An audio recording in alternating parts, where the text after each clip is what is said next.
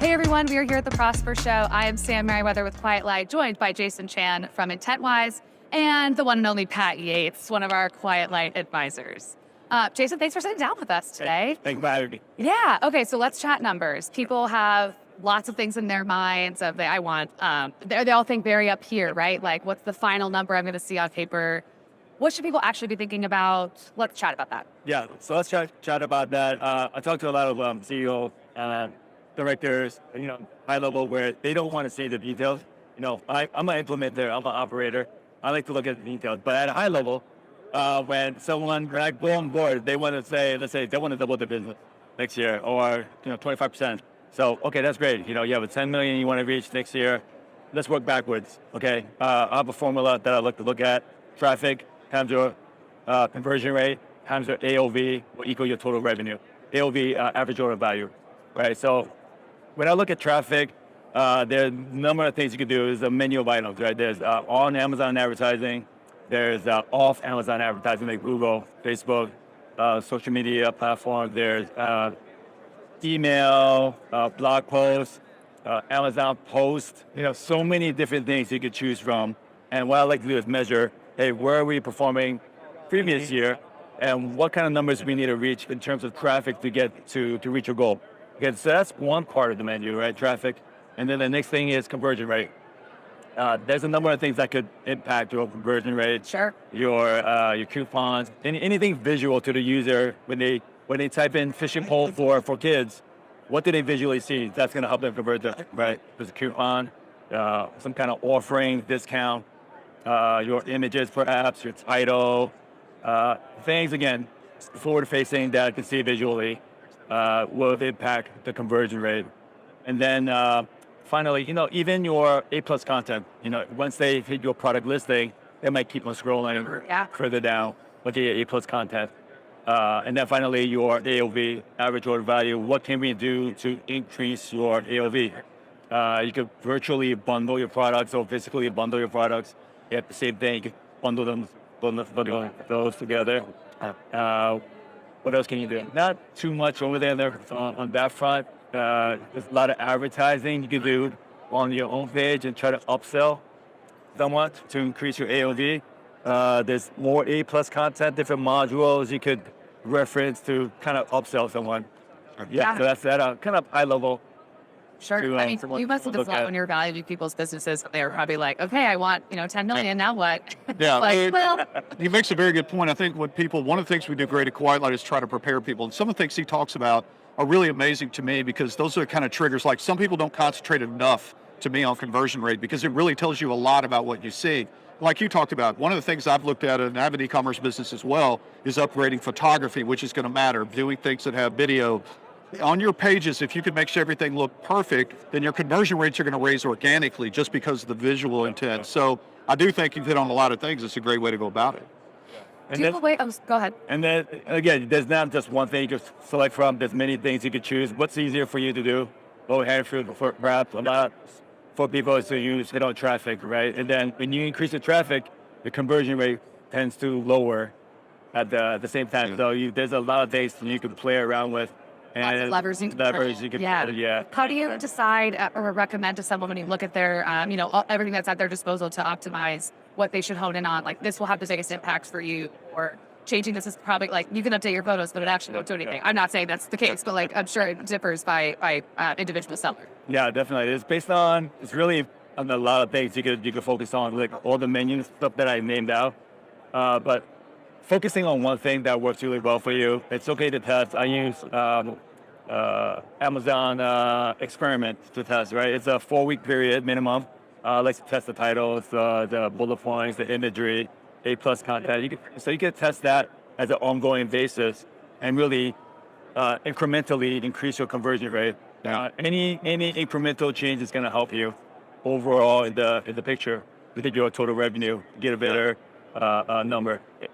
Yeah, I agree. I think we spend a lot of time, and I think some of the sellers that we have, it's always important to make sure that store page looks incredible because that's really where I see myself even a lot of times going to Amazon and clicking on an item, but then hitting the brand immediately because I want to see their presence. Yeah. To me, it speaks to whether or not their brand is reputable. Second of all, if they can deliver. Third of all, how much Amazon business they've been doing. Because if they look like they're upscale, then at least they're handling things right. And reviews are obviously huge too, which so much matters in that. Like when we're valuing companies at Quiet Light, there are so many things that go into it, but definitely star rating.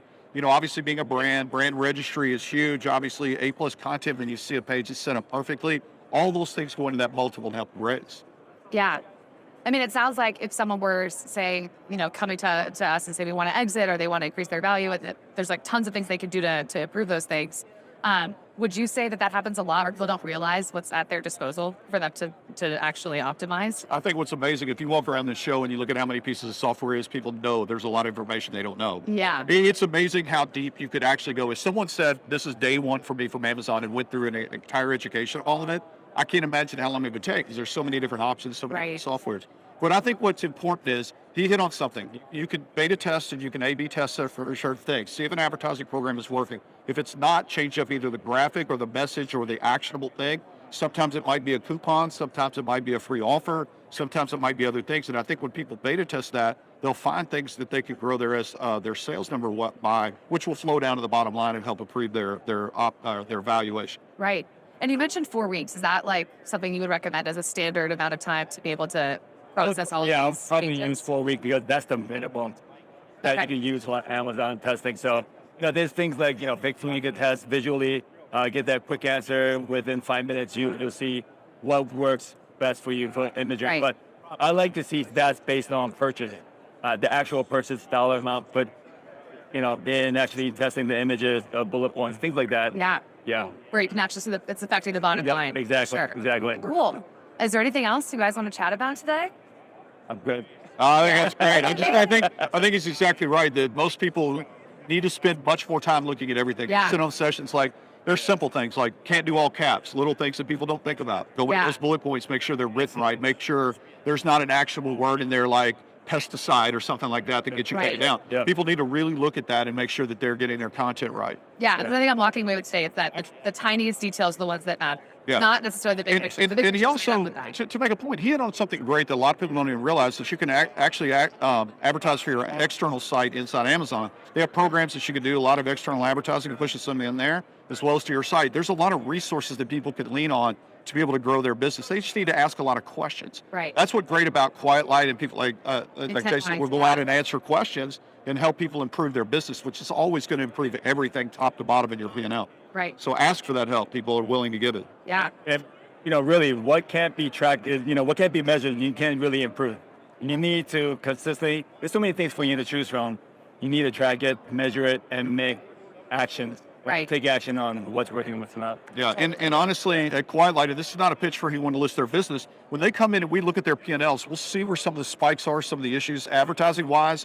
We might say, what happened this month when you only did a 2x return? And then they can look back and find things that are actionable to go forward. So that feedback from someone you trust or a broker or someone else is super important to be able to look at that Right. and get a second opinion on it, because entrepreneurs, especially like me, I'm always set in my ways. I think I've done everything right. Yeah. But at some point you have to listen and make sure that you understand that there are things that you have to improve in your business. Being open-minded to that change is probably one of the biggest hurdles that most of those entrepreneurs have to get over. Let me ask you a question. What do you value more? For example, there's specific traffic sources, or type of products. What exactly do you look for? Let's just deal with what would be an 80-20 or 90-10 Amazon business. I think the first thing you got to look at, number one, if it's a brand, is it brand registered or is it a resale white box or white label that's not as good a situation? I really like to look at the number of the star rating of the reviews, which is a huge thing. You want to look at the competition. I always scroll down and look where the competition is priced. Those things matter. But at the end of the day, I think it's more about the trajectory. For exiting a business, you always need to have a little bit of a growth trend. It doesn't have to be triple digit, it could be double digit. But I think those things go into the multiple. The only other negatives you would look at is if there are any performance notifications or problems, with black hat attacks, things like that. So, but in general, we just try to look at the body of it and then the entrepreneur's trajectory, how they grew. Okay. Hey, thank you. Yeah, amazing. Well, thank you so much for joining us, Jason. This was Thank you, super Pat. helpful. Pat, always great to have you. Love it. Cool. Thank you guys so Anytime much. I get to interview with the great Sam Merriweather, Oh. good.